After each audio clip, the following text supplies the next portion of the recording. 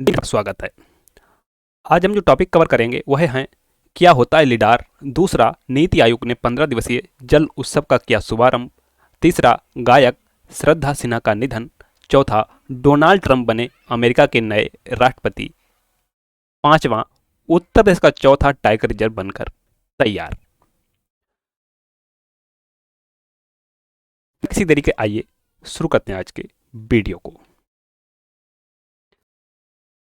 श्रद्धा सिन्हा, जिन्हें पद्म भूषण पुरस्कार मिला था, इनकी 72 वर्ष की आयु में हो गई। इनका जन्म 1 अक्टूबर 1952 को हुआ था। इन्होंने भोजपुरी हिंदी फिल्मों के लिए गाने गाए।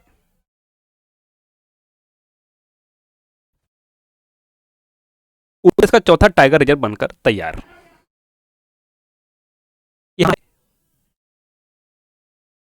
टाइगर रिजर्व पर्यावरण संरक्षण के साथ साथ पर्यटकों और स्थानीय जनता के लिए भी लाभकारी सिद्ध होगा और चित्रकूट के धार्मिक एवं पर्यटन महत्व को एक नई पहचान देगा।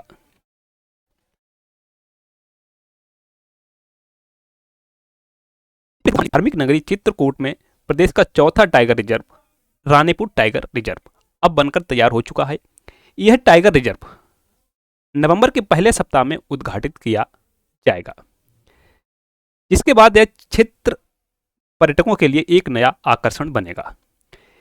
इस रिजर्व में बाघ, तेंदुए सहित अन्य वन्यजीव लाए गए हैं, जिन्हें आपको देखने का जल्द ही अवसर मिलेगा। यह देश का चौथा टाइगर रिजर्व होगा और क्षेत्रफल होगा वह 53,000 हेक्टेयर।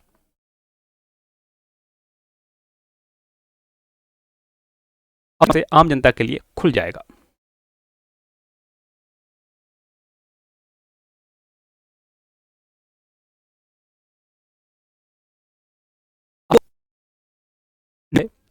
पीएम मोदी ने डोनाल्ड ट्रंप को चुनाव में जीत हासिल करने के लिए बधाई दी है। उन्होंने कहा है कि अच्छे वैश्विक शांति के लिए, स्थिरता के लिए, संपन्नता के लिए काम करेंगे और सहयोग की भावना को बढ़ाएंगे। साथ ही यह भी कहा कि आप 2016 से 20 तक आपने जो पार्टी है रिपब्लिकन के रूप में आपने 4 साल अर्थात एक कार्यकाल के लिए आप पहले भी सेवा कर चुके हैं। Congratulations, my friend Donald Trump, on your historic election victory. As you build on the successes of your previous terms, first look forward for renewing our collaboration to further strengthen the India-US Comprehensive Global Strategic Partnership. Together, let's work for the betterment of our people and to promote global peace. आइए साथ काम करें, व्यक्ति को बढ़ाएं, स्थिरता को बढ़ाएं, संपन्नता को बढ़ाएं। ऐसा प्रधानमंत्री श्री नरेंद्र मोदी ने एक्स पर लिखा है। जल के प्रति जागरूकता बढ़ाने के लिए नीति आयोग ने 15 दिवसीय जल उत्सव का किया शुभारंभ। यहां से प्रश्न बन सकता है कि उत्सव का आयोजन किसके द्वारा किया गया था। That is NITI Aayog.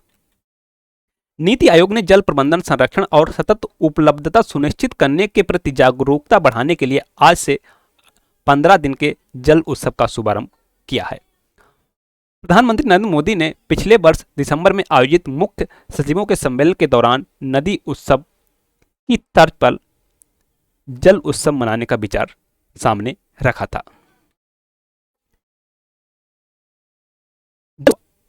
आज से 24 नवंबर तक 20 आकांक्षी जिलों और प्रखंडों में मनाया जा रहा है। इसका आयोजन जल शक्ति मंत्रालय के राष्ट्रीय जल जीवन मिशन, पेयजल और स्वच्छता विभाग द्वारा किया गया है। यहां से प्रश्न बन सकता है कि इसका आयोजन किसके द्वारा किया गया। दैट इज जल शक्ति मंत्रालय के राष्ट्रीय जल जीवन मिशन पेयजल और स्वच्छता विभाग द्वारा किया गया।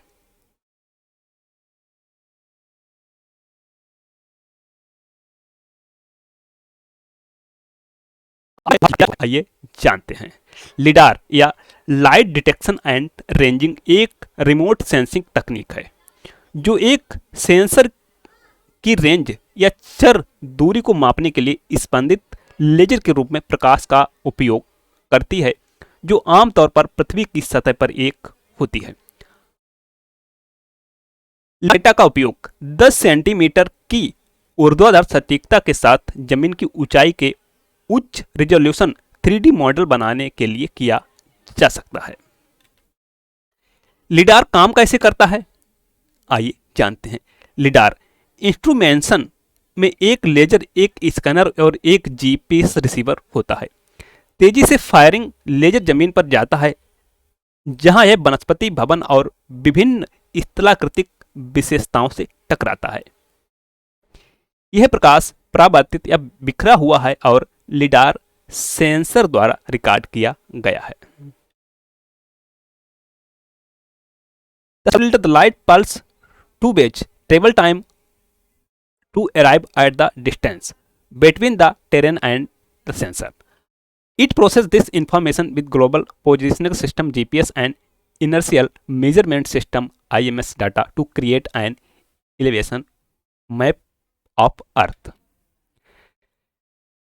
लिडार डेटा को शुरू में संरचनाओं और वनस्पतियों सहित सतह पर हर चीज से परिलक्षित सभी व्यक्तिगत बिंदुओं के पॉइंट क्लाउड के रूप में एकत्रित किया जाता है, लेकिन सेंसर को कितनी प्रकाश ऊर्जा वापस की गई है इसकी बारीकियों से विभिन्न विशेषताओं जैसे वनस्पति, इमारतों आदि की और पहचान की अनुमति मिलती है।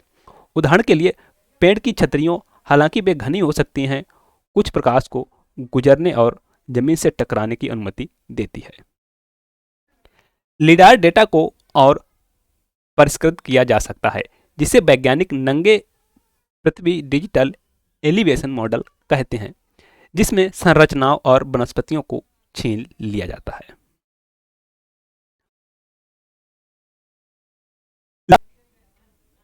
उपयोगी क्यों है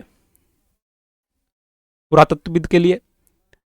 लिडार का उपयोग पृथ्वी के आकार और उसकी सतह विशेषताओं के बारे में सटीक त्रिआयामी जानकारी उत्पन्न करने के लिए किया जाता है।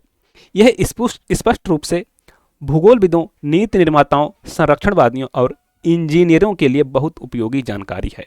हाल के वर्षों में हालांकि लिडार ने पुरातात्विक खोज के एक उपकरण के रूप में भी क्षमता दिखाई है। जर्नल एंटिक्विटी में प्रकाशित नवीनतम शोध के प्रमुख लेखक ल्यूक ओल्ड थॉमस ने एक प्रेस विज्ञप्ति में कहा, सबसे लंबे समय तक माया सभ्यता का हमारा नमूना कुल 100 वर्ग किलोमीटर का था।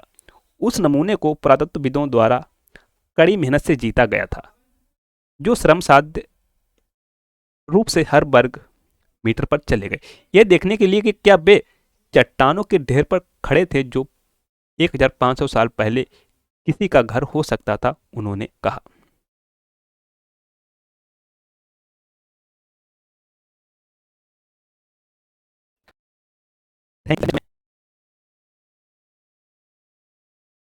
एक विषय के साथ तब तक के लिए नमस्कार।